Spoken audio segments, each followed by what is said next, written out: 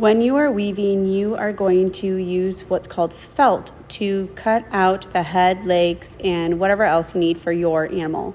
So I borrowed this woven project. I'm not sure whose it is. It's someone in Miss Greenwood's room. And I'm going to make a dog. Now, I'm not actually going to glue anything onto this project because it's not mine, but I'm going to show you how you can use it to make it into a dog. So I've already got some pre-cut felt pieces before I started filming, so I'm gluing those on. If you notice, I'm just using just a very teeny tiny little bit of glue. You might need a little bit more than that because the felt really isn't sticking together that well. So I'm sticking all these little pieces on. And this right here is what the felt is.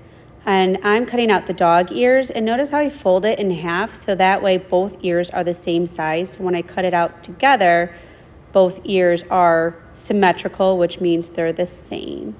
And so I'm gluing those on, and that's pretty much going to be the dog head. And then I'm going to go on to do the legs. Notice again how I fold it in half so that way the two legs are the same size.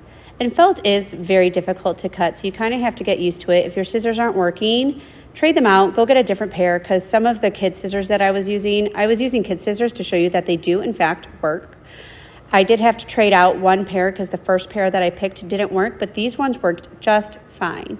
And so now I'm going to go into the back legs, again folding it in half so that way both back legs are the exact same size.